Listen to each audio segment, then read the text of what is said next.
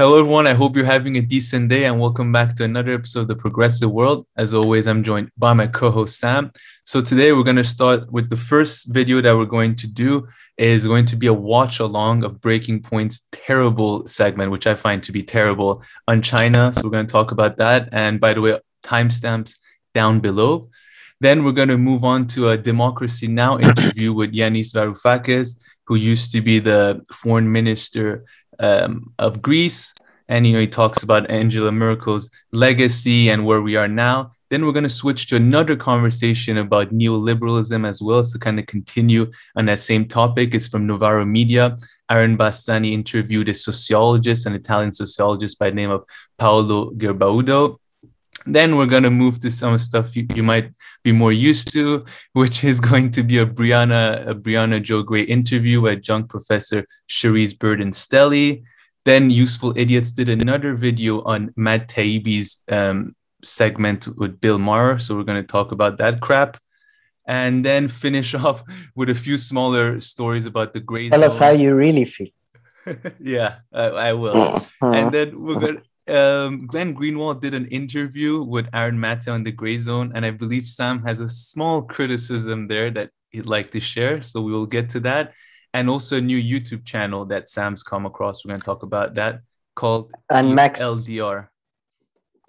I mean, the Gray Zone Glenn Greenwald criticism comes with a criticism of the...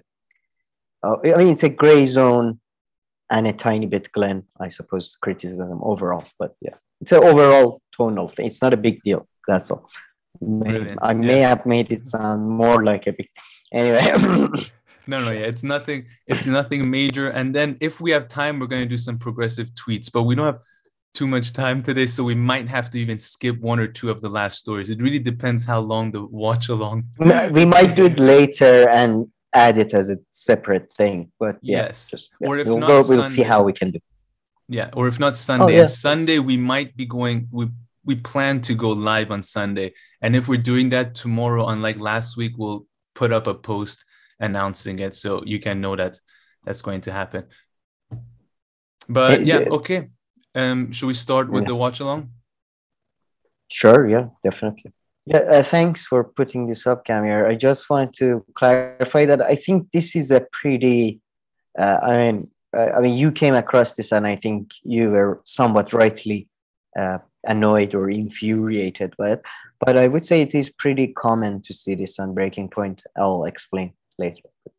Yeah, and I actually found out, I haven't watched maybe Breaking Points the last month or two, and I came across this video from The Dive with Jackson, and he already did a video on it, and then I had to go watch it for myself. By Breaking Point, I mean Crystal and Sagar show. I can never, in my head, the thing, whatever.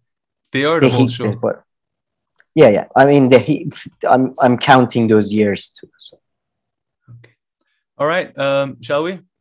So let me know if we're gonna fast forward. Yeah. I'm just gonna do that basically.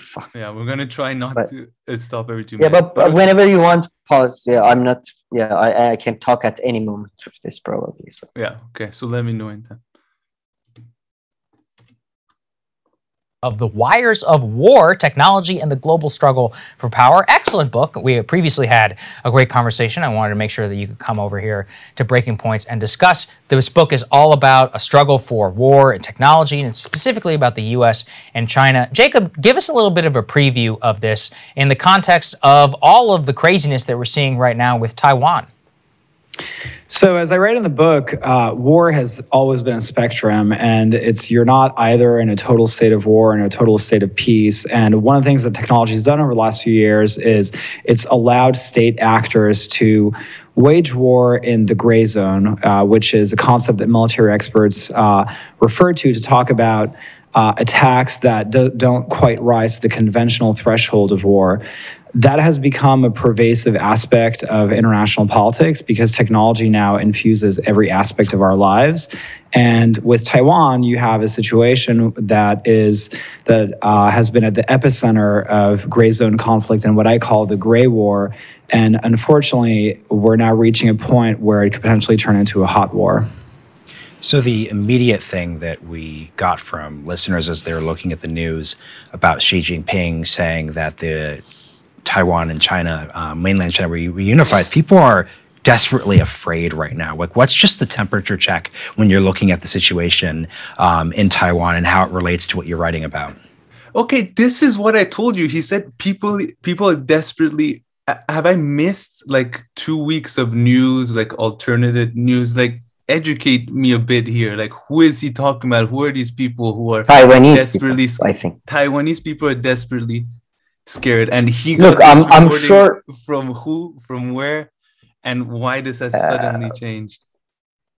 No, look, I mean, I haven't looked at the surveys recently, but look, you could argue that Taiwanese people are becoming more alarmed by the Chinese interference and all that, because if you look at the recent electoral like changes, you see that the right-wing groups and more nationalistic groups are doing better in Taiwan.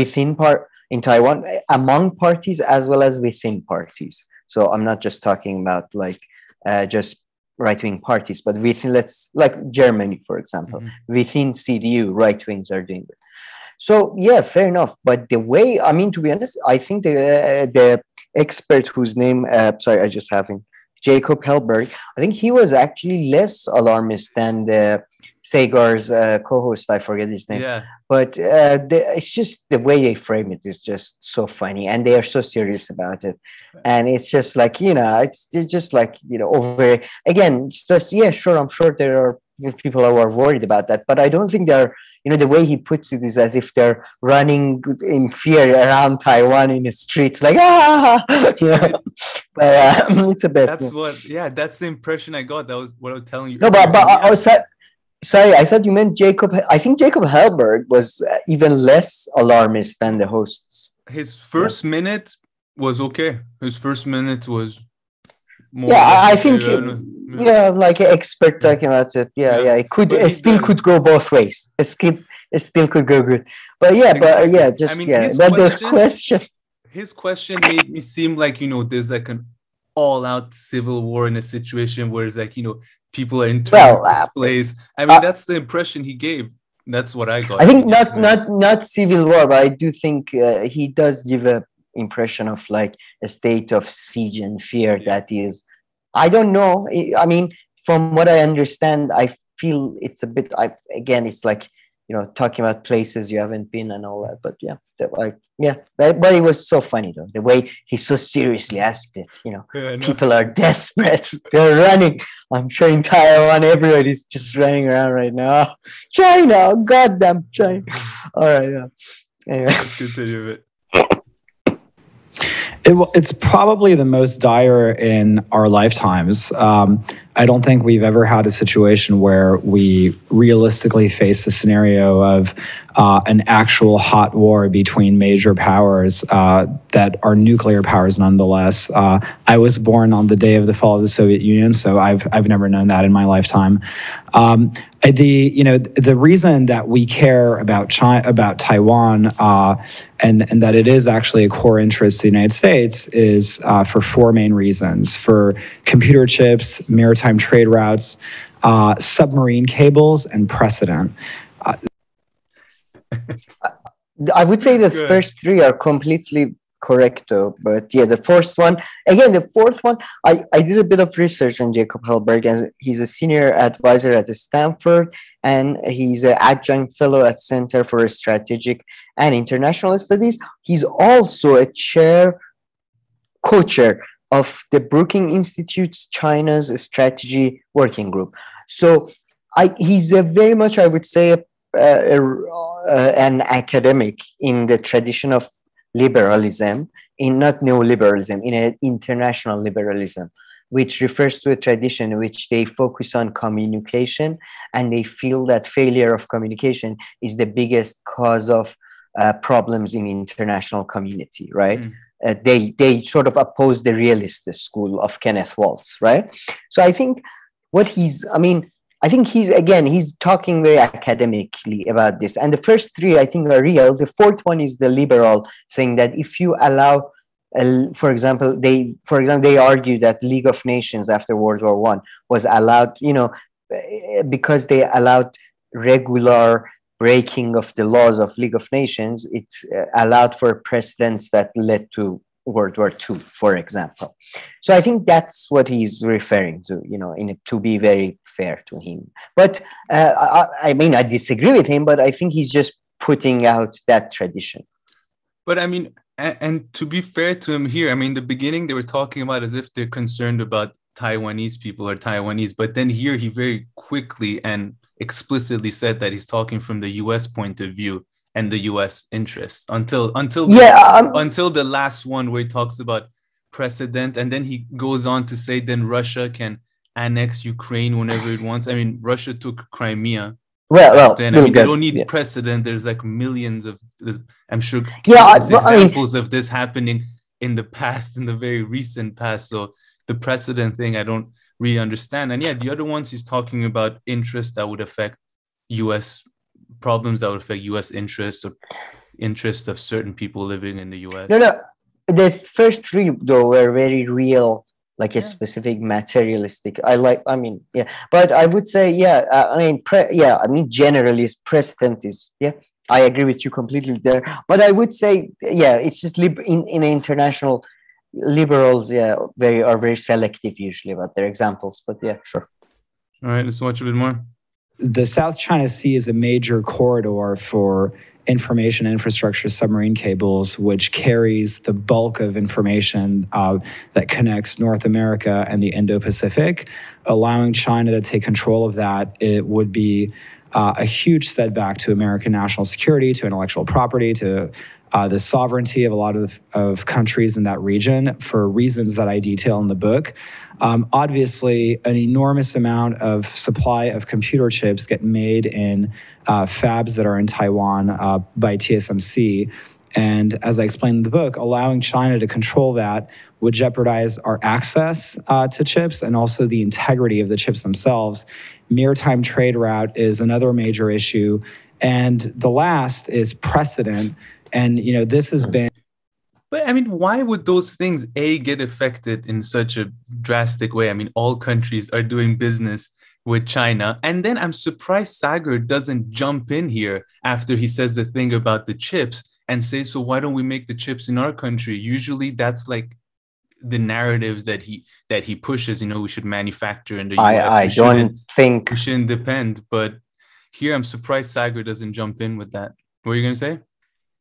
No, I do think it's, look, when you're talking about US and China, it's not like China and, Kenya relations. You're talking about two most powerful nations in the world, and China is probably the last, China and Iran are probably the last of the remaining medieval empires, So I don't think, look, of course, just like how US exploited China whenever it could, I'm sure Chinese would, the chips that would be made under Chinese control would lose their integrity more when they're headed to US, it's just, sure. But, I think he or Sagar wouldn't have a problem with your suggestion. Let's make it here or let's make it in Europe. He's more of an international liberal, I think.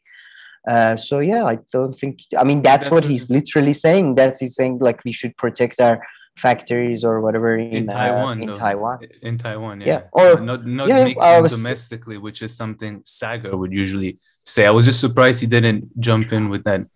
All right. Okay. All right. Fair. I see your point now. Sorry. Fair. But also China would create havoc, like as if it's just like dying to just like create havoc in the whole area. Of course, it wants to pursue its own interests. I'm not saying they just want to do things altruistically, but I mean, he makes it sound like if they could, they just want to ruin everything on like the Pacific side and everything. But I don't know. I think he's saying he would ruin everything for the US, which they would. Of course they would. Yeah. Fair enough. Yeah, that's their plan. Exactly. Let's keep on going. in a very thorny topic in the foreign policy community, but setting the precedent of allowing China to annex a democratic country like Taiwan is a really, really bad precedent to set. That is basically giving Russia the green light to invade Ukraine. It's letting China know that it can basically move forward and annex other parts of its disputed territories, like the Senkaku Islands. China has disputed territories with 17 countries, so there is a lot at play. And I think it would be in the interest of everyone in the region to make sure that that precedent isn't set. Yeah. Okay, Sam. If you want, that's what I'm talking about. The liberal. Yeah. theory. I see. About the precedent. Yeah, they say like when you allow international law to break, as defined by liberals, then you allow for might is right type of situations like annexations which doesn't exist at all. No, international laws are never broken or anything. It has never. I mean, everything that he says happens on a daily basis. Not that it's okay, but why this would set such a precedent. And okay, he what says am I missing? because he says it's because it's a democracy, and we have not post World War II have allowed like a country to take over a democracy, like annex a democracy. That's his argument, I suppose. Is that the case? I don't know if, possibly. I can't think of example that contradicts his at a scale that Taiwan is. I can't think of example that a country that was annexed another country. But okay, so let's really talk about what is the main issue here. I mean, one of the main issues, and so correct me, tell me what I'm missing. If he wants to argue that Taiwan is a country, that's okay. But I mean, he should at least forward that argument, because Taiwan claims to be a country, but it's only recognized by a handful of most random list of countries, not the US. And the UN doesn't recognize it as a country. And by the UN, I mean all the countries of the General Assembly, which I'm guessing they're the ones who voted in 1971, that there's no such thing as Taiwan as a country. It's all China. And, I was watching Jackson the Dive, he points out the countries have embassies in there. I mean, they don't meet so many of what you would consider a country. So if you want to argue, hold on. If you want to argue and say, no, it should be a country, that's fine. But just brushing over this, and that changes the whole dynamic of his conversation of the points that he's making about annexing a democratic country and all that. What am I missing here? I do think that's like a semantics argument. Is it though? How is that a semantics argument? I mean, Taiwan is clearly not like other countries. What do you mean? How? Well, they're not recognized. Wait. No, you said what? I was trying to explain to you. No, I'm just saying Iran is like recognized as a country, right? But it can't do international banking or anything. Taiwanese regularly meet. I mean, it's just, okay, they don't have an embassy. Embassy doesn't mean shit. So, yeah. But they're not recognized as a country by other countries. I mean, okay, you're appealing to the international law, just like he's. And international law is, as we just discussed, is completely bullshit. So who cares if they have an embassy or don't have, or if they're a country, or if they're a region, or if they're a principality? I don't give a shit. They do exist as a self-governing. No, they're not really. All of these things are different, though. I mean, these names and these things that we give to countries and places, they have a certain meaning, and when you do something to it, it means something different.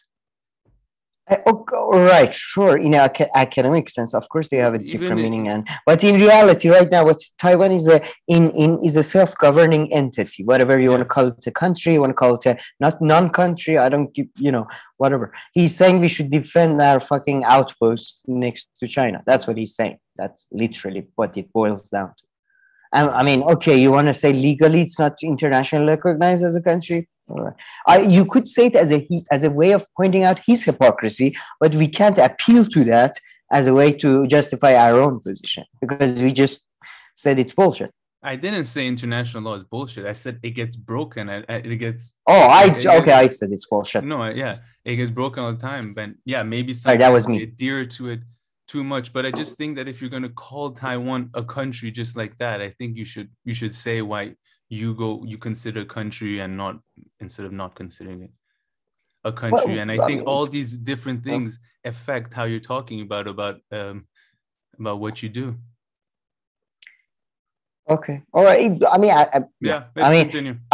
he probably counts it as a country. Some people don't. Well, I mean, most widely at the UN, they don't consider it a country, which I think is a decent criteria.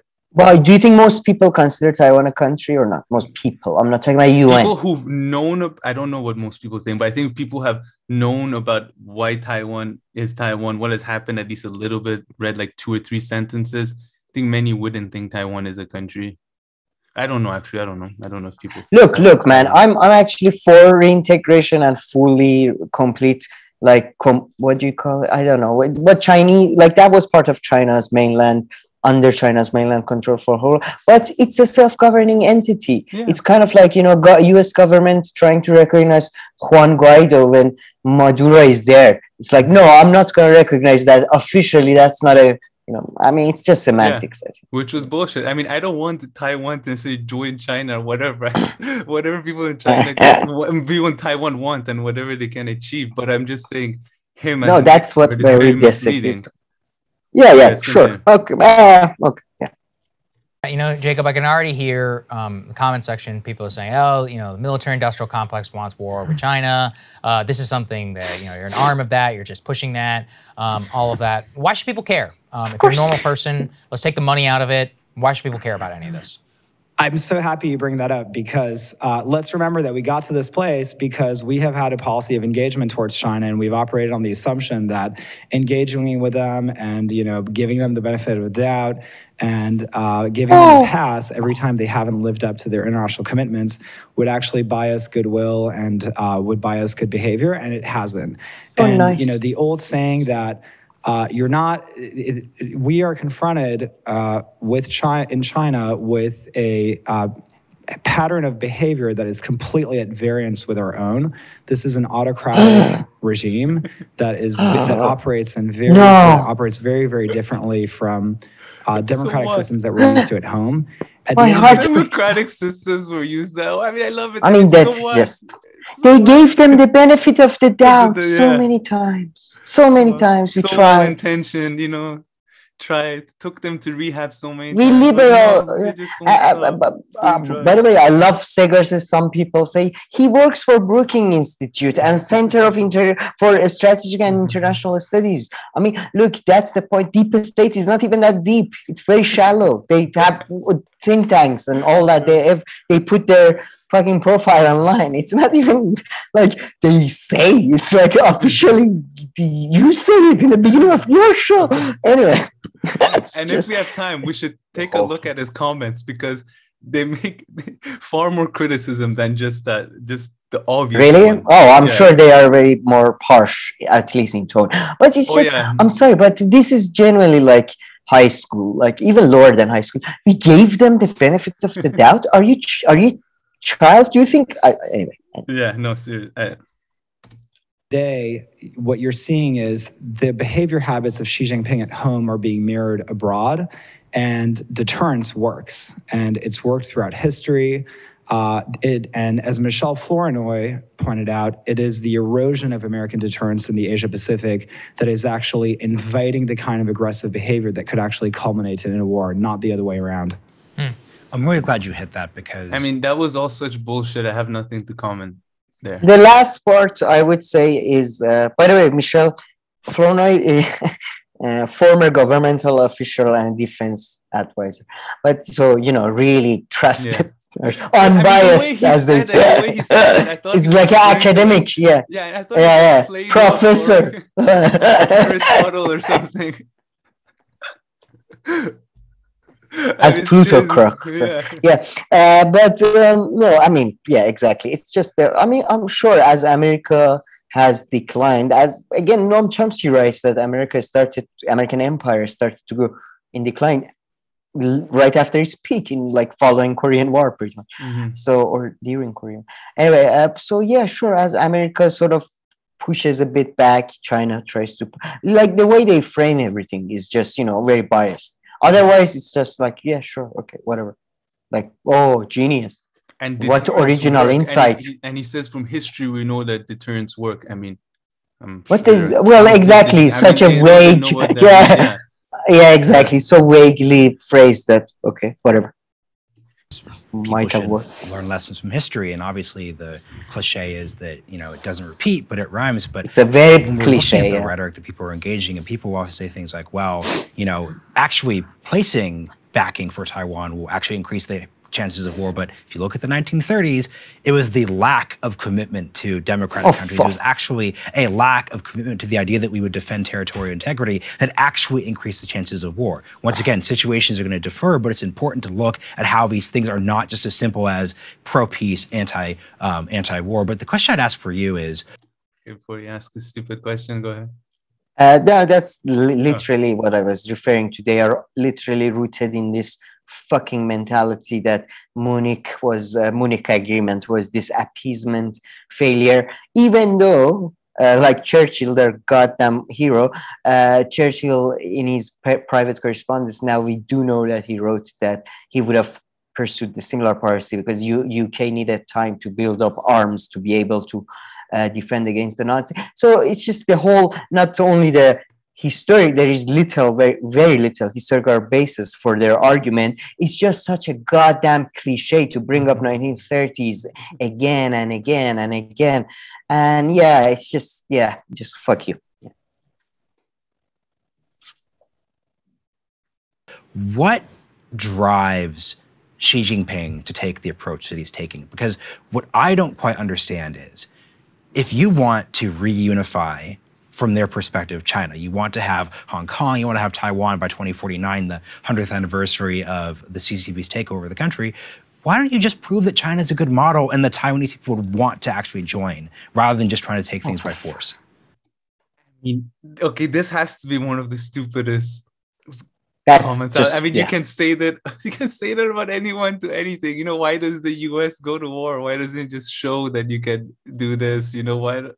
Look, I know, even if you don't want to do whataboutism, that why don't, you know, okay, let's take, yeah, I mean, it's just so idiotic. Like Taiwan is a, I mean, like, you're talking to somebody from high school kids. Exactly, yeah, they're high school kids. Yeah. Why don't you show? It's like they're playing risk.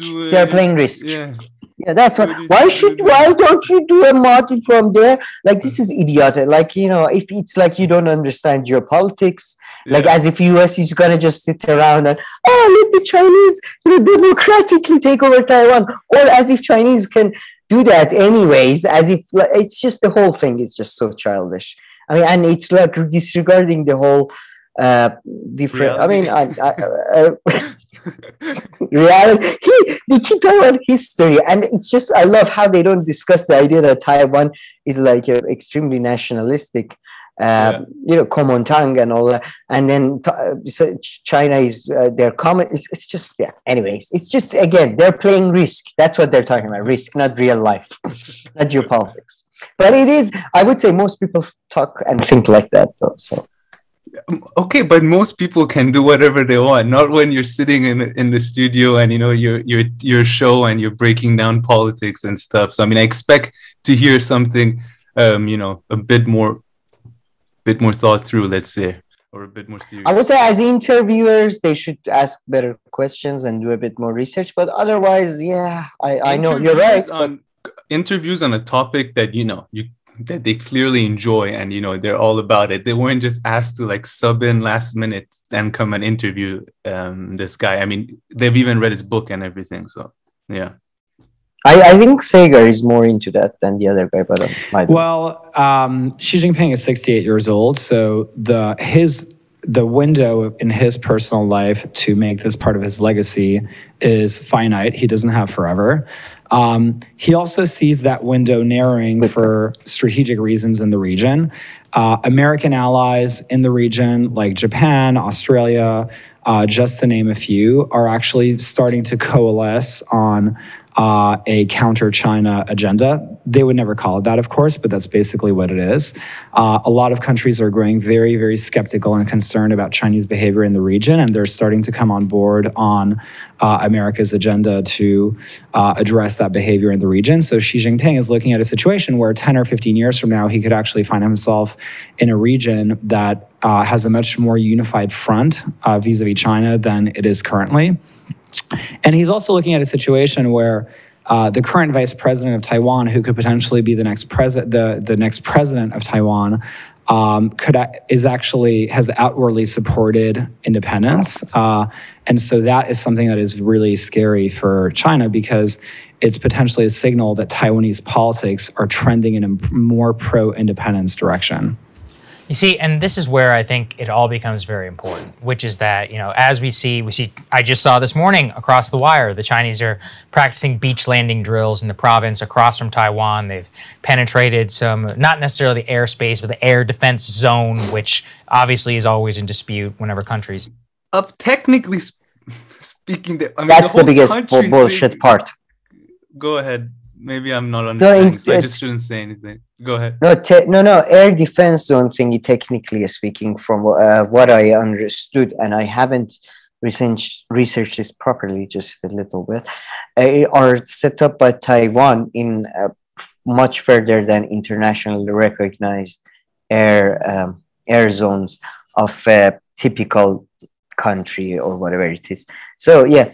That's like they keep in the media. They keep referring to Chinese breaching. It's not the, it's like US, as if US counted like half of the word, as if it's you know what I mean. Like they've basically set up these things, and they call them a neutral name, but they are like Taiwan basically reconnaissance, basically, stations or whatever. You know what I mean? Like China didn't break any, from what I understand, as of yet, international air zone regulations. Sorry to cut you. But you gave a much more sophisticated and better answer than what I was going to say. But doesn't the whole thing of Taiwan not really being a country also come into play here? Like, shouldn't that also be something that's not considered? For me? Okay. Look, not for me as somebody who thinks international law is completely bullshit, but for a liberal who is appealing to international law and is saying that, like, Taiwan is technically, I suppose, one of the biggest breakers of international law, and whoever has relations with them. So, sure. Okay, yeah.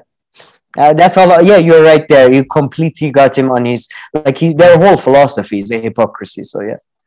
I mean, it's fine if you argue it the other way. It's just that they don't even pay lip service to that. All they had to say is like, well, yeah, China's more powerful, and, they've forced other countries internationally recognized. Yeah. Yeah. By your liberal standards, whatever it is. Yeah. Say stuff like that. All of this points to what could be an unstable China that sees what happened. The world blames them for COVID, as they should, and they see this as a reason in order to move forward. So, Jacob, COVID thing is from like a year and a half. I don't understand the COVID thing that he brings. As they should blame them. Why should they blame them? I mean, to be honest, he's better than Sagar and his co-host. And the Jacob guy is kind of better than Sagar and his co-host in this segment. Much better. No, he knows his shit, man. These guys are just, With his co-host and other stuff, I watch him on the realignment. I mean, he's not so bad. I was just like, yeah. But the China... No, I think they are very bad. Both of them are pretty... On every topic. Nobody wants war with Taiwan. It will be a disaster. And regardless of whether it even comes to that or not, what can we do right now in the year 2021 to avoid what would be a catastrophic outcome for the U.S., for Taiwan, and for China?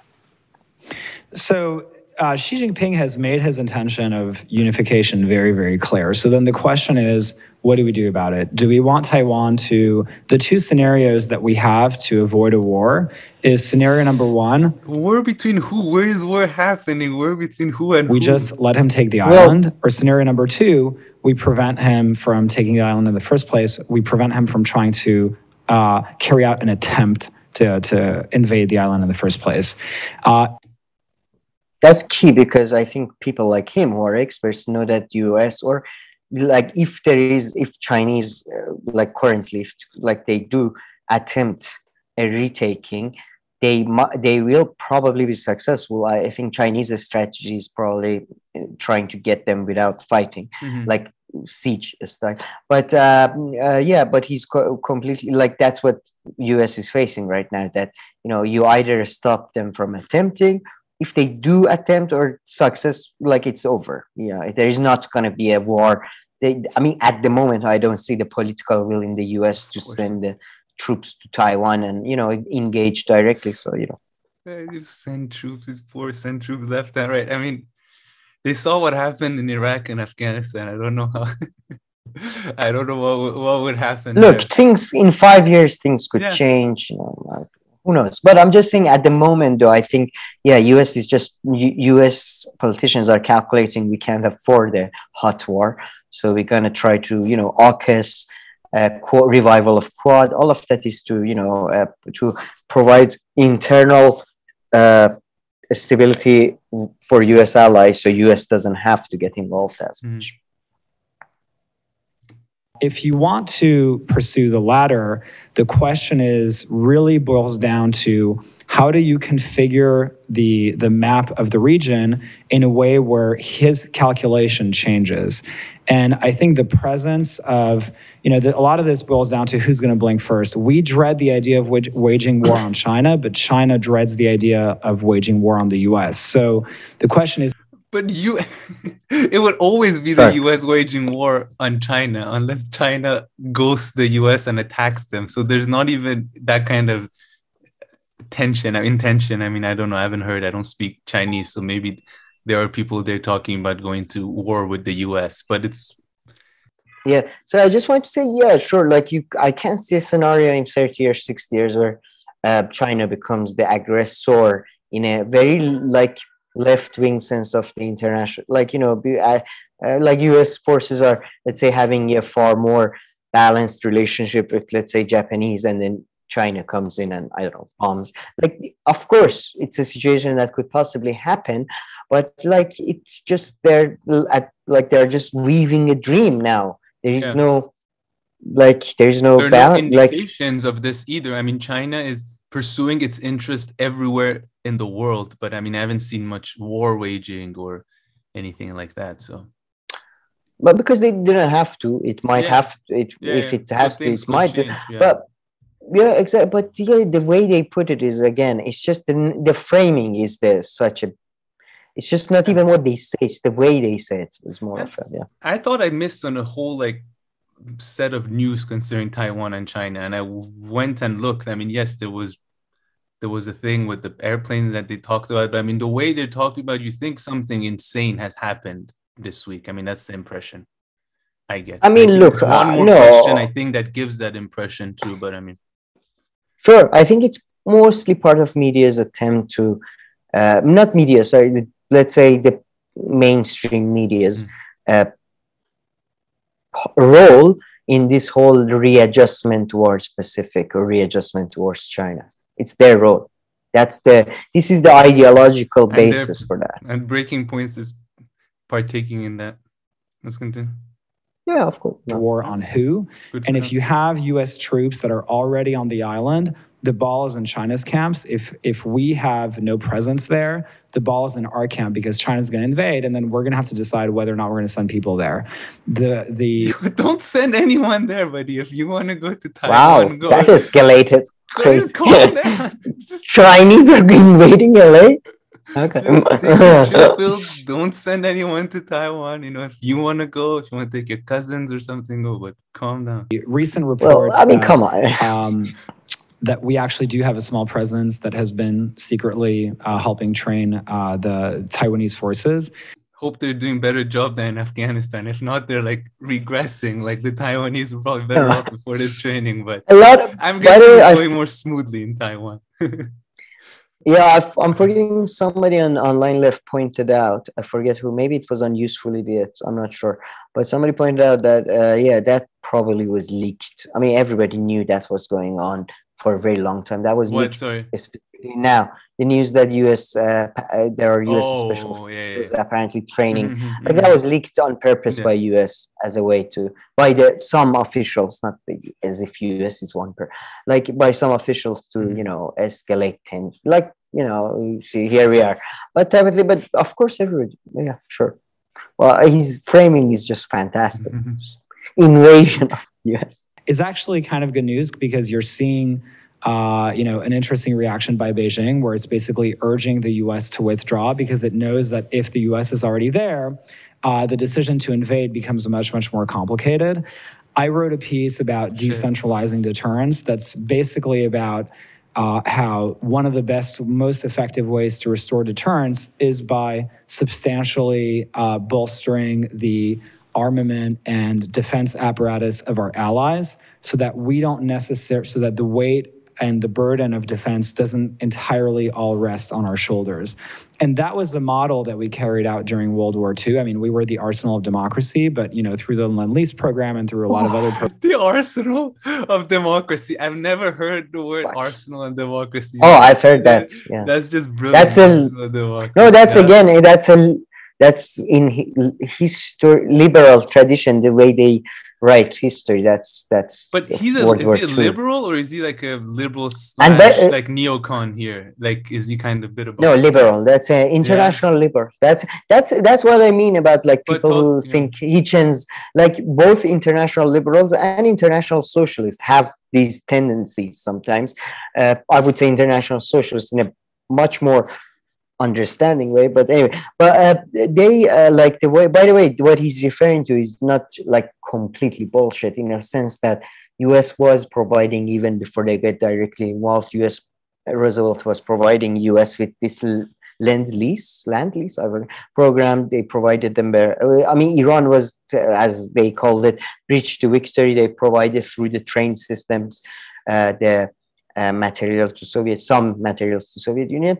Although that was much later. So, he's referring to a certain historical reality, but just the framing, as always, is just complete bullshit. And I would say you're completely right in that. Yeah, it's interesting that Sagar doesn't, because that's where it gets really interesting. These people, international liberals, are for exactly liberal institutions, regional things. NATO, they're huge on NATO. They loved, they secretly loved Trump, especially when he was pushing NATO to pay like for your own defense type of thing. Other countries. It is interesting Sagar does not even bring up those matters, because that would, I imagine, would somewhat clash with his stuff. Good. Like, I didn't even think of that first. Programs, we actually armed our allies. It was a very effective model, and I think that there's something to be said about carrying out a modern day approach version of that. Yeah, I think that's really well said. Jacob, we really appreciate you joining us. Thank you. I think the book is excellent and people should buy it. We'll have a link down there in the description. Go ahead, Marshall. And we have a excellent podcaster, Jacob, coming in. I thought he had another question. Thanks so much for having me. No, they discuss it among themselves, which is the worst part of the whole thing. Wow, adverts. Yeah, okay, let's stop those. Okay, Sam, that was both educational, at least for me, and it was a lot of fun. So just maybe minimize because I don't know. Yeah, we'll revert back to our normal programming now. Okay, all right, now that we're back to full screen, anything else you want to add, Sam, to wrap this story up? No, I would say that that's what I mean. Like this whole I like that people, first of all, like interviewers and journalists don't have much expectation from them, and usually focus on their interviews with people who oppose their viewpoint. Otherwise, they don't, like, it's not really useful because they're not really that deep. And that's why I think this project that, like Breaking Point or whatever, this project of try to bring people back together. And on the Hill they talked about that recently with Ryan Grimm and Emily Zhivinsky. I don't know her correct pronunciation of her family name, but they all talk about this idea that we don't have Johnny Carsons, or we don't have that, and that's all. Like, I don't know. Like, media is a reflection of society. I don't think media can bring people together, or these type of programming ever works. And as long as they do work, it's on the grounds that pretty much Sager and stuff are nationalist, and Crystal is a sort of soft socialist, so national socialism, which is as bad as neoliberalism as far as I'm concerned. So I don't care. Why would you say that? Why would you say that national socialism is as bad as neoliberalism? I think in practice, it's usually equally. I mean, as they're both pretty corrupt systems usually. I mean, they can be, but I mean, they kind of pursue different things, though, right? Which kind of have like different impacts and consequences. Not necessarily, usually, even because in a sort of nationalist, socialist states, usually very quickly they move towards a very. Yeah. I mean, they instead of oligarch, they have like officials. You know, like local. And you're primarily concerned about yourself, of course. So externally, you could pursue and advocate for other. Yeah, exactly. Viewpoints. Like you can be ethnic cleansing could be no problem, for example. Yeah, it could be. But okay, what else were you saying? Could be. Yeah, of course. Yeah. Within neoliberalism and National Socialism, there are so many different ways to take within these things. But yeah, I mean, overall, I meant, you know, within neoliberalism, there are good ways to interpret the whole thing as well.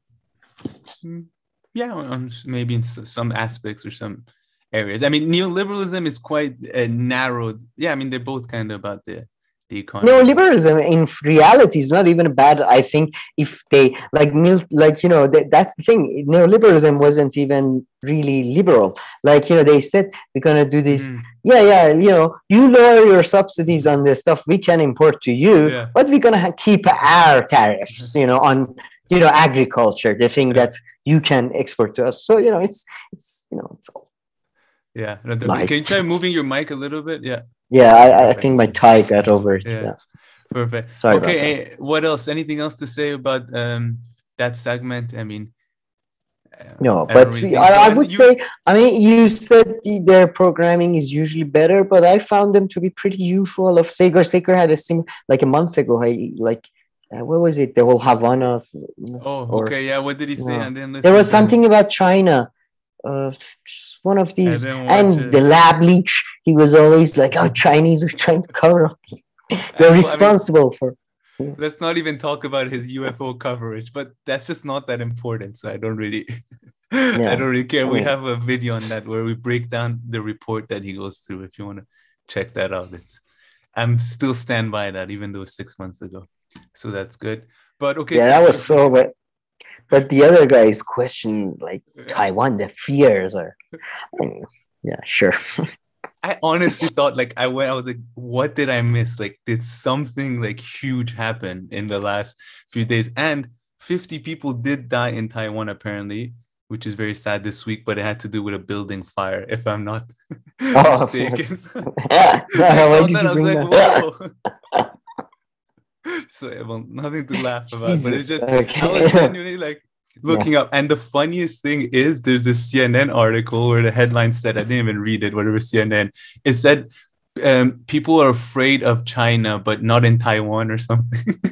So it was funny. It was like the complete opposite, but I didn't click on it. I don't know where they were going with that.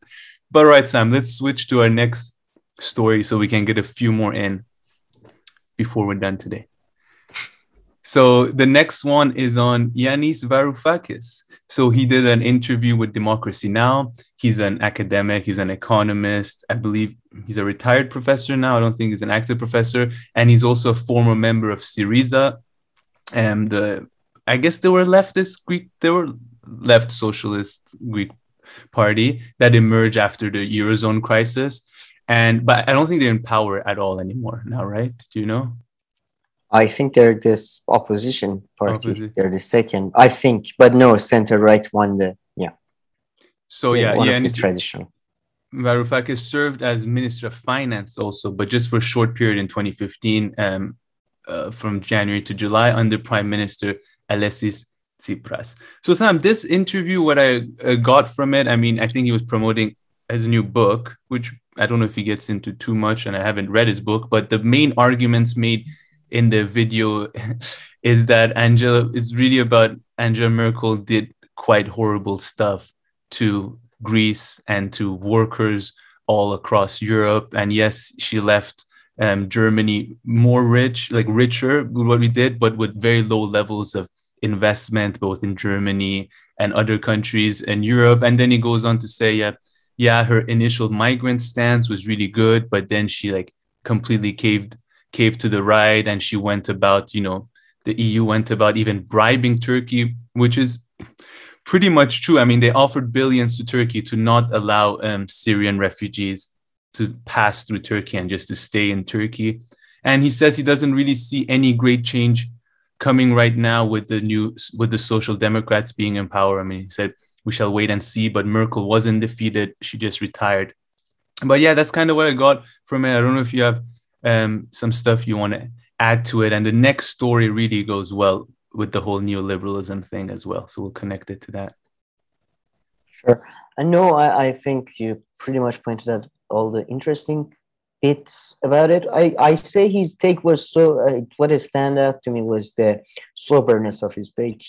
Most people are so much focused on the whole, she's going, well, Europe is going to be, and yeah, the level of continuity between her and Olaf Scholz is just that. I mean, his whole campaign was that I'm going to be Merkel. So, I doubt significantly nothing will change. We might see a bit more European integration or faster European integration. And yeah, I think, she's pretty much idolized because she lived during a time where world leaders were just at such an incompetent level. Like, I have to hold my hand up there for that idolizing, maybe in a few segments of ours. I mean, I don't do it, but exactly because of what you just said. I mean, when you put her compared to other people, you just end up saying good stuff about her. Yeah, it's just world leader-wise since 1990s to now. I don't think we had anyone as, at least yet, more like better, like, let's say, I don't know, like probably, I don't know, there was a European leader who was very down to earth. We had people who maybe faked being better than her for like a month or like leading up to a campaign, like someone like Obama. Yeah, for sure. That's we had a lot of that. Yeah. But as soon as they got in that office, things changed. No, sure. No, but I'm trying to think of somebody who was even maybe a better manager or even better. I don't know. But yeah, I mean, right now, but I don't think Olaf Scholz would be that bad either. So. Yeah, and I mean, what he said about Greece and all that, I mean, that is so true. I mean, the austerity measures that they were imposing all over Europe that time, I mean, we've actually moved away from now. So let's just mix kind of the next story with this one. I think it goes pretty well and talk about that. So the next story is about... That was one of the best... Yeah, this is one of the best interviews I've seen in a long while. Love it. There's no way we can... Discussion more than... Yeah, we're not going to like do justice to this one because this one is an hour long, whereas the Yanis Varoufakis one was like 16 or 17 minutes. But this one was a Novara Media, an independent kind of leftist outlet out of the UK, which has a great YouTube channel. And one of their hosts, Aaron Bastani, interviewed a sociologist from Italy, Paolo Gorbuado. And his main first argument, and he has a new book out, I think his main first argument is that it is now the end of neoliberalism, that we've moved on from the era of neoliberalism, of these kind of austerity measures that were imposed in the early 2010 and so. But however, he says, let's not get this confused. And nowadays, neoliberalism has become in a way synonymous with capitalism. But, this doesn't mean that capitalism is going away and moving to a socialist world, but seems to be the end of neoliberalism. And I think the facts point to it more or less. Maybe Biden hasn't been able to pass all his bills and everything he wants, but at least he's trying to go in that way. I mean, just 5 or 10 years ago, the answer to everything was cut funding, make government smaller and stuff. I would say at least the ideology presented, right, for many years was neoliberalism, and it's going to shift towards state capitalism. Because, I mean, in its usual form, it's nationalism, but it can take many, like Russia. Stalin was, a state capitalist. You could argue Stalinism was a form of a state capitalism. So I'm not saying it's definitely going to be nationalistic in features, but yeah, probably it's going to be. And they have a great talk at the end about nationalism and patriotism and what does it mean to be a leftist and all that. But yeah, I think in the fight between free capital and let's say capital connected to a land or something, in a world where there is little scarcity, free capital can win. But in a world where there is much scarcity, and we are going to get there very soon, the capital connected to land or people will win.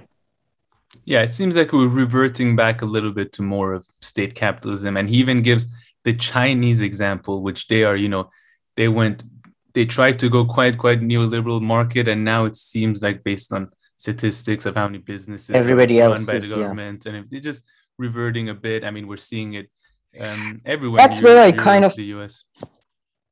Yeah, that's where I'm not actually. I had a bit of a problem, like just looking at data and stuff.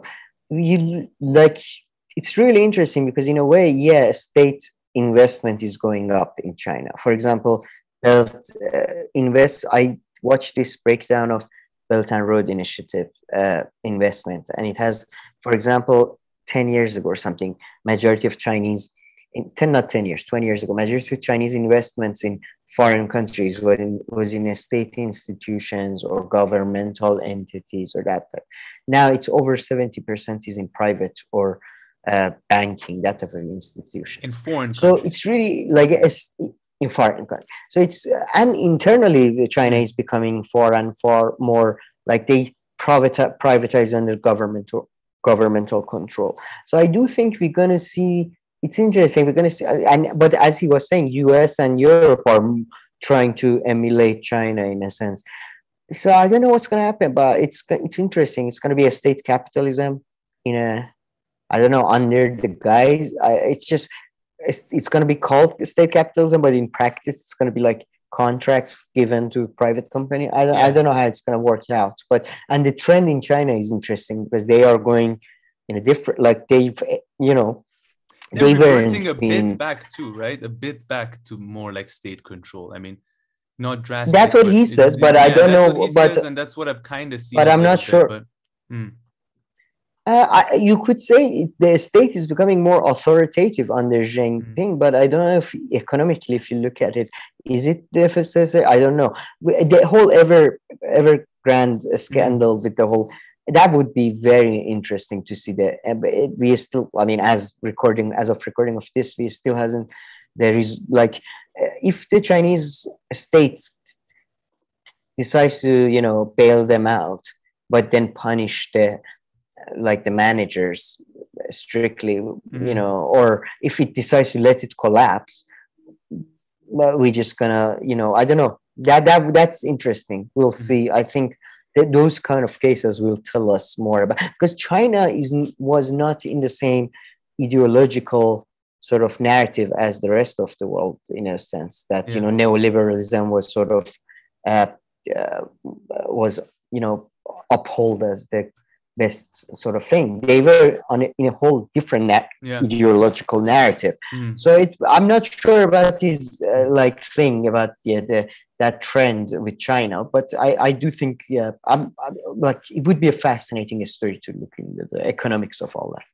I think it's very small, the shift back, perhaps, because I mean, I was doing this reading this week, and I wish I had the stat, but there was a stat of the switch from like people working for Chinese state and people working in private sector between just like 1990s and early 2000s, and the ratio switched from like 75 working for the state and 25 private to completely the opposite in like 20 years. So from like the 90s or maybe a bit before that until the early 2000s. So I think that shift to more open market was like, quite accelerated and quite fast. So I think compared to that, he probably meant that, there's been a bit of slowing down very, very recently, though, like extremely. Yeah, slowing down. Yeah, extremely recently. Yeah, I think that's we're not even talking about 2 or 3 years. I mean, really recently, maybe. Yeah, 2 years. Maybe. Yeah.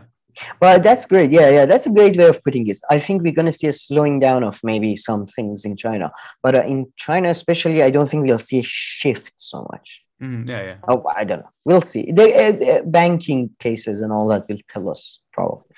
But man, this video is great. I mean, my favorite thing is to listening to an economist who's not from the UK, who's from some other European country, but lives in London. They usually are really good. I don't know what is this like combination. Both Yanis Varoufakis, Yeah. I think Paolo Gerbaudo is Italian. I think he also Yanis Varoufakis is based in Greece. He's nowadays, but he was, I think, in the UK. Yeah, yeah. I think the UK education, I don't know. This is my view. But if you study a bit political economy in the UK, so not so much in the US, because in the US political economy is far more empiricist, I think. Yeah, I think you naturally agree with our view, with the views we share. So we like them. Yeah, I think so. That, but I would say especially Italian writers, like, Italian tradition is such a great tradition, Machiavelli, Gramsci, and all that. Like, they have a very sober and very, like, nonchalant way of analyzing things that I personally really like. And it's free of the bullshit that we just discussed, the breaking points before this. So yeah, it's free of all those emotional and, childish sentimentalities that people have. And it's so good to read them. Just if you can, if any work of these old-fashioned works that most of them are complete bullshit, Machiavelli's work are genuinely worth reading. Like, I think so anyway, but yeah. I mean, this video, though, you really have to go watch it for yourself. I mean, we usually don't put links from other places too much in our description, but I'll include one to this interview because due to laziness, really. But well, also not any strategy. You want to keep people on your channel, okay? You want to keep people on your channel. If they're gonna click a link, go watch. Oh, is it? I didn't know that's part of it. All right. I didn't know that. But yeah, but I don't think. All right. Okay. All right. Sorry, I didn't know it was part of our strategy, guys. Sorry. I shouldn't have told you that. Search it yourself. Don't tell Sam everything. But yeah, this video is great. I mean, I wish I had more things about it, more parts. But yeah, it's such a deep. It's very. We forgot most of the, by the way, good probable points because it's just such the main argument was the neoliberalism. Like, the main thing that he starts with is that I think patriotism at the end is a big argument they have about, can you be a leftist nationalist, and should you I think so. And I think it's a great discussion. Good. I mean, his answer, I think so, there's nothing wrong with liking, and I mean, I hate patriotism, but I've always liked any house and street or neighborhood I've lived in. And he says, like, liking where you are, there's nothing wrong with that. But in reality, patriotism is quite different. No. I think he's more on the side of embracing the reality that you have, which is, for example, state institutions in form of nations. So you have to work with them, let's say. And Aaron Bastani points out a good point that, it probably, depending on your geographical location, how much you want to work with that institutions matters, whether you're in a heartland of the liberalism or, as somebody calls them, in a Hobbesian state, like, which everything is centralized. So. Yeah, but great stuff.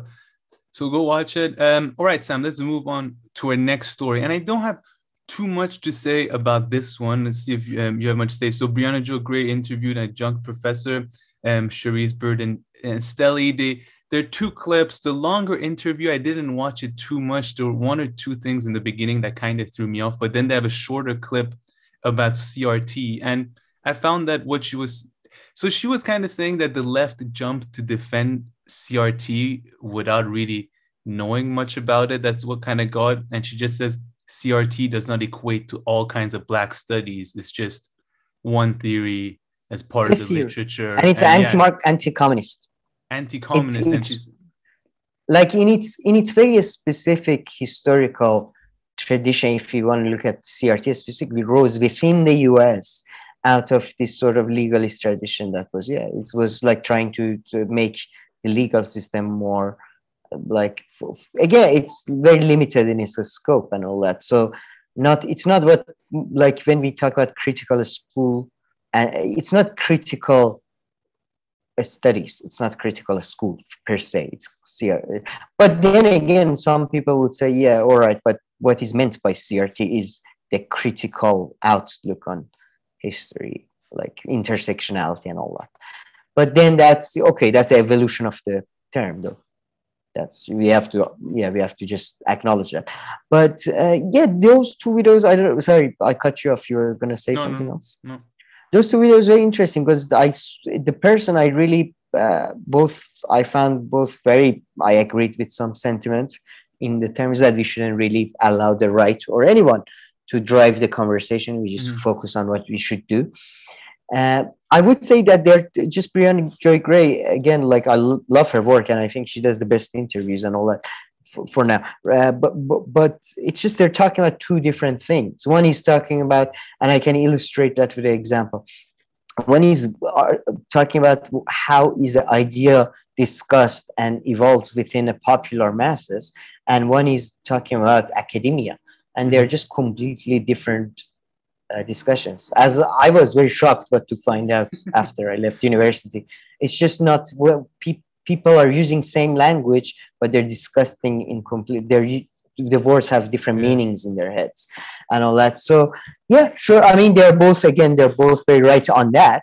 I would say the other video, yeah, it's just that person. There are two comments she makes that I found so can you please say the comments strange so people don't think that there's like one is on Afghanistan. Mine was Afghanistan. I'm gonna say, yeah, the Afghanistan one is very odd, which I found. Sorry, before you say that, I just want to let people know that we've been called a Brianna fan club, so we're not not haters there. Yeah, comments are left. You remember a few weeks ago when we had like 5 videos I didn't on see Brianna. But sorry to cut you off with that. Go ahead.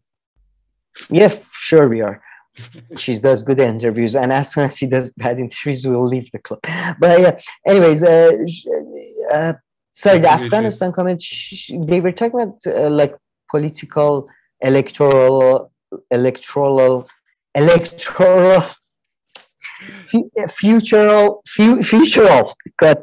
future electoral opportunities of the Democratic Party and all that. And she said, I think the Afghanistan situation, Democrats gonna lose the Congress, and potentially the 2024 presidential election, partially due to the way the Afghanistan is going to play out in the media, which I found.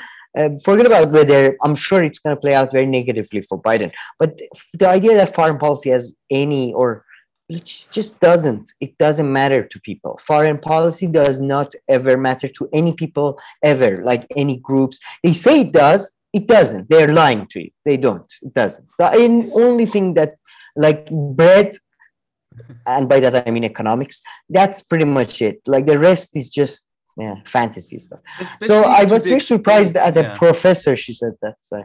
Yeah, exactly. And to the extent that she gave, importance to this issue. I think perhaps maybe for some people it plays a little bit of a role. And of course, when you send Americans over or like from any other country, when you send them over and they get killed there and stuff, that makes it a different story kind of even there. But yeah, I mean, she made it seem like Biden is going to lose over this Afghanistan thing that happened in his first year. I doubt it. I mean, sure, Republicans are going to bring it up. You remember the Obama election and they wouldn't shut up Benghazi. I don't think that had any effects really, but okay. Yeah, exactly. No, that's my point. Oh, I thought you saying that may have had it. All right. No, not that one. That was top 3. One of the stupidest arguments. That the Benghazi thing was insane. It was insane. The worst part was it was a failure of Obama's administration, the whole thing, and allowing it to be thought that it was a movie or all. But yeah, it became just a circus, the whole thing. But I would say, I would say that if you had a conscripted army like Vietnam War, it would be different. When you have professional army that they're completely come from a very tiny segment of society that you pretty much through exploitation, you're fine. It's just nobody is gonna give a shit, or anything. So, it's just I found it very surprising when she said that, and frankly, just what really? And then the second. What's the second one? Escaped my mind.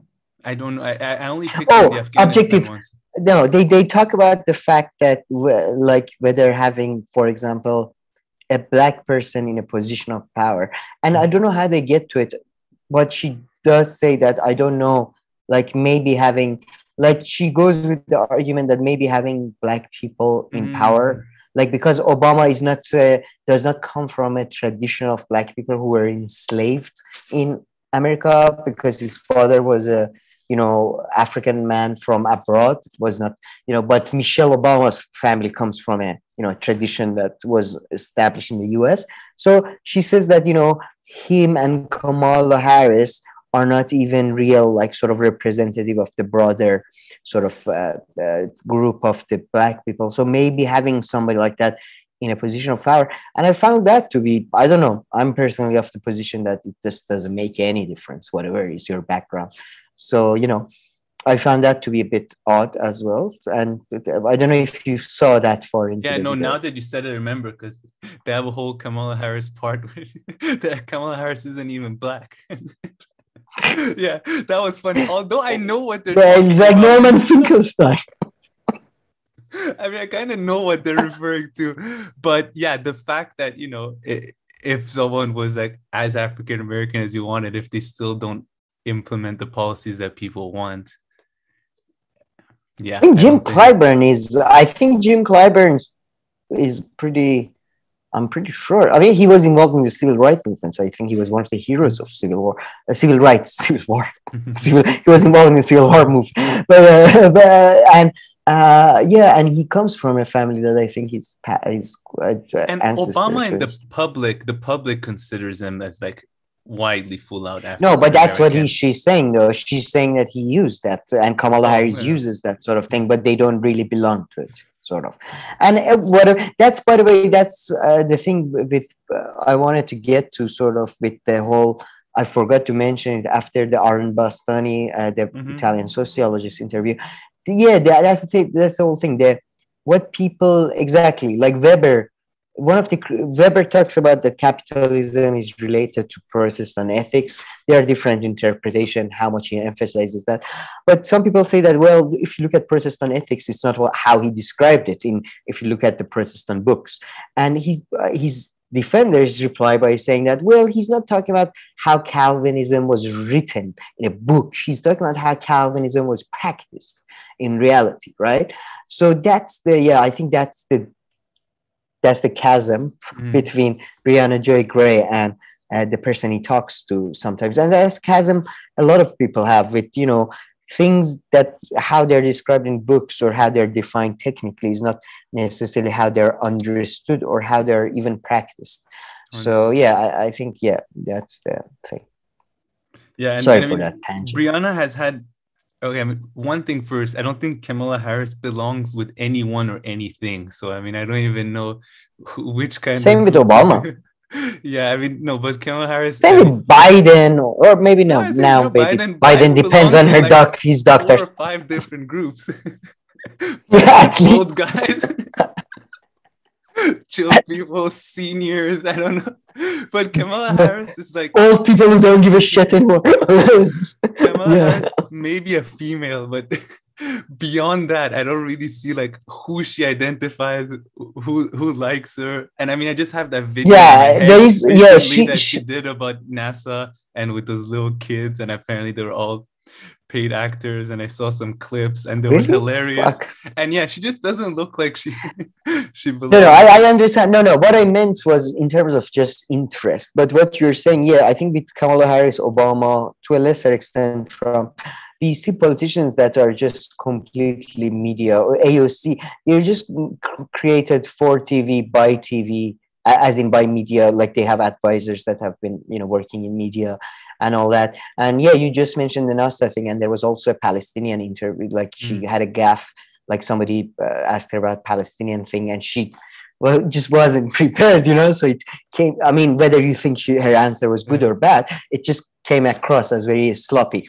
So, and Kamala is far worse than Obama in terms of performance. Like Obama was a fantastic performer, just 100%. The great lecturer, great speech writer, and all, great speech giver, and all that. Yeah. But just but I do agree with you that Joe Biden at least has some shape or form of a personality that even now in this stage of his life come across. These people don't. These people, even if they do, they hide it so well. that you don't know. So yeah, you're right there, 100%. No, I mean, I was just gonna, but no, Kamala Harris. I mean, they better pray to God that Biden is alive in 3 years, because I mean, I do think she needs just to practice more. She needs to do a lot, though. I mean, Biden was extremely unpopular during the primaries, but they somehow still made him president. So maybe even someone this unpopular, people will just go and vote Democrat just to not vote for Trump. So maybe she would have a chance, but I would not see in any way. That's the thing. I don't know if that was. I do think COVID played a big role in the fact that people craved security and stability. Both COVID and Trump's erratic behavior. Having a break from both of those may change the mood. But whatever. But they don't really differ that much. So who cares? Yeah, for sure. But okay, anything else to say here? Or do you want to move on to Matt Taibbi and Bill Maher? That could possibly be our last story, depending on how. Yeah, depending on our time. It's up to you. Then we have the gray zone and TLDR. So I have like about 20 minutes. Maybe we do Matt Taibbi. Gray zone, let's do it maybe later so we can maybe pick out our videos as with the segments that I want. So I'm not just talking out of it. So I'll honestly, we'll get back on that too. But yeah, let's do the shorter ones. Yeah. Let's do the Matt Taibbi. So let's start Matt Taibbi. Okay, everybody's seen this clip with Matt Taibbi and Bill Maher, but Useful Idiots put out a clip kind of talking about it. And they did their own analysis. Yeah, like so their own. What caught your attention? I have a few small things, but you go first. Sure. Oh, no, I just thought, first of all, they did the best, in my view, most sober take out of like I saw a couple of channels that they take on his appearance, and he's just far more. That's the thing, like that's what I crave. Everybody's so like he's a sellout, bullshit, this is just calm the fuck down. We can't do anything, we can't change anything, so why are you shouting? Anyway, it's just that, and why are you being so like everybody's so as if they're living in somebody else's brain, and they know their intentions, and they're just say, okay, he's a stupid, this is a stupid take. Just everybody know he's evil. But I think garbage takes by Bill Maher. I mean, and Matt Taibbi himself. Bill Maher's takes are very, very bad, I think. But I don't get so angry about it. It's not like he's like my dad, or like even if he's your dad, don't give a shit that like he has his own. He's his own human. Surprise. Anyway, sorry, go ahead. No, it's and he's honest about the fact that it's just his views are, it's just he's not trying to hide his shit like some people. That gets frustrating to me sometimes. Yeah, and I mean, one part that I love though is that Matt Taibbi is like, okay, well, actually, he was talking about the Vanguard. He's like, no, the Vanguard were too generous here. I should have actually answered better to this question. Yeah, I think so. Yeah, that's another. But I mean, I think he didn't have the presence of mind, really. Like he could have said this. Like even from very beginning, Bill Maher said. Bill Maher says that Republican Senate they would have supported anything, and he's like, no, they wouldn't. Republicans hate Russia, just like not Russia. They want other to sell weapons to American people as much as anybody. So no, they're gonna completely. They're not gonna blame Trump directly, but they're gonna completely try to play on that narrative. So no, I don't agree with you that Republicans are necessarily. So of course, he should but he looked surprised, but he says in the video that he was given. Yeah, that's weird. Yeah, he said he was kind of told, but I mean, I think he shouldn't be surprised that he was surprised, because this is where the art of debating comes in. From what I've realized, I've never taken part in debates, but okay. When we talk, we're trying to advance the conversation, right? We're not having a debate as in winner or loser, right? So if you say something that I don't agree with, I'll try to counter it, right? But I think when you're debating in such a clown show, I mean, what did he say? Russiagate, and then so what was the insane thing that he said? Something about 9/11 didn't take much. 9/11 didn't take much money. I mean, you should just ignore that and say your own thing, because if you're going to respond, then you kind of fall into their thing, because the conversation is not trying to be productive. You're just trying to get the person in these situations. So I think whenever you're debating in these scenarios, sure, even listen but I to what don't the think person that is saying. wasn't it. No, this was more of a discussion, though. I would say it devolved into a bullshit, Yeah, but I don't sure. think it was a debate. Is when, like, with the a couple of times I saw online, and from what I know from debate societies in US movies and all that, like from what I understand, debate, you are right, they're technique, but I don't think Bill Maher was trying to do a Destiny or Rush thing Yeah, that maybe he wasn't they're trying, trying to but win. Like, his it 9/11 devolved thing into had a the same shitty impact. discussion. Yeah, his Yeah, the 9/11 thing. 9/11 Yeah, comment was a complete bullshit yeah. conversation in there. But yeah, So I've come but to realize when no, you do but crazy yeah, debates, just ignore. but I Counter it but only I if you think can counter it in 1 second. Like if your risk counter is 5 seconds, do it. yeah, If not, that's just ignore and just say your side, say your thing, give your point. look. I mean, don't participate. Try not to participate as much as you can in this type of idiotic thing. But I would say, yeah, I think if he had the presence of mind to mention the interview Aaron Mutt had with his name is mentioned in the thing, the guy who's the linchpin of this whole report and all that, and the only person who probably through intimidation was sort of pleaded, I think, guilty to something to do with anyway. But so if he had the presence of mind to mention that, I don't know what they told him. They told him that Russiagate will be discussed, or they gave him the exact question that Bill Maher is gonna ask. So who knows? Depending on that, I think but he did an okay job, and in the end, you're never gonna change anybody's mind anyway. So who cares? But I would say, yeah, it was Yeah.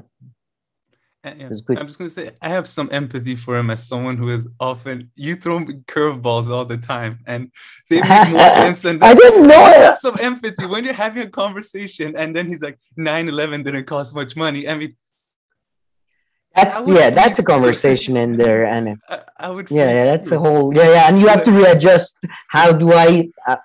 I know. I know. What? Yeah, you're right. No. I didn't want to defend. I agree. That's a debate move, shitty move, whatever you want to call it. But it wasn't. It didn't. The whole thing didn't feel like a debating, because in debating thingy that I've seen is so shitty. You can clearly see the guy's waiting for.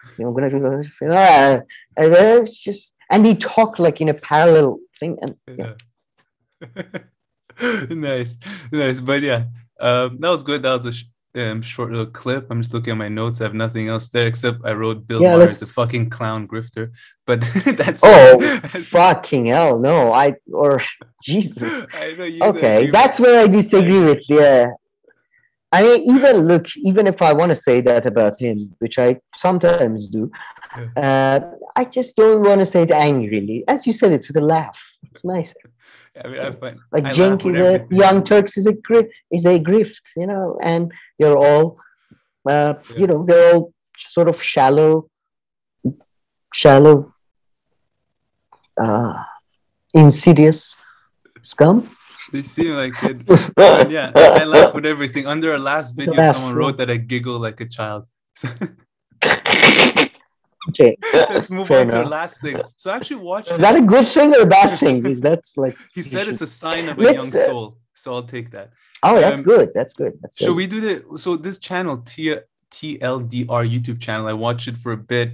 It seemed quite informative. It's so good. Why did you want to say? Yeah, they make little info videos or what? I watched one video. No, I wanted to give a bit of a caution. I said they're so good in a somewhat sarcastic manner, but they remind me of me at high school, because they are literally, they break it down in such a gullible and honest way, and you think like the video specifically I sent you was about Keir Starmer one and his shift in labor policy, and they keep again this attempt to go for the middle ground. I mean, it's pathetic and it's laughable, but I love it. And they try to, they keep trying this middle ground, try to find a middle ground, and and in that attempt, you end up losing so many facts. You end up framing things, and I would, they're very good, I think, when they're good to see, first of all, to understand the centrist arguments and the way they think, like the way they view the world. So watch it for that reason. Watch it also for their critical takes on the right wings or on the left wings, because you want to know what your ideological opposites are critical to you about. So you can either improve if they're right, or answer when, so you're not caught off guard. And also the right wing, like, Viktor Orban, that thing, they do good stuff there, but they are so like obviously like centrist. And I had missed that. I hadn't seen that for a while, because CNN and stuff, the shit we see, they've become pretty much like very party focused. But they're so centrist in this sort of coolie tradition, like, oh, what do you think? I think we did this thing. What do you guys? And they say. It's kind of give a Vice, but a bit more deep vibe. So I wanted to just highlight them. And but I mean, they seem much younger than we, and they seem really trying honestly. So again, I do think hopefully they improve their take, like their ideological outlook. But I think they're doing, and their graphics are great. Their presentation is fantastic. Yeah, so I think they do a great. And they do a much better graphics. way of me. Do you see them? Do you see them as well? The one I saw was just like graphics when I watched the film. They have some that are all just graphics, and they have some that is half of the page is some person, their presenter describing the thing, and their graphics on the side. They have, and by the way, they have regional channels and a global channel, and like they have a specific channel for the UK. They have a specific channel, I think, for the EU and all that. And they sell a lot of stickers and merchandise. They're really good, like their presentation and stuff. I hope our channel one day can get there. Like they're really good in those things. Okay. Like, I mean, I don't want to, like, this is not just a hate piece or anything. I just wanted to point out, and they seem genuinely believe that there are stuff. So I don't want to say even like necessarily bad things. It's just, in my view, they're very gullible, and they view the history. Sometimes, like the Curious Army video made me think they know what they're doing. Because they do omit some stuff, like they don't mention the fact that SDP is now Social Democrats, and they were the liberal wing of the Labour that left and broke the party pretty much for that election. But yeah, anyway, so yeah, sometimes I'm not so sure, but they're young. Okay, so I think I'll go watch them, because it might be a little bit of fun, and see it's very good. They give a lot of and stuff. Yeah. Get some ideas. Okay, all right. Brilliant, Sam. I feel like I spoke over you more than you spoke over me this time, but we'll try. I doubt it, my friend. I think doing it right now. Okay. Yeah, I know.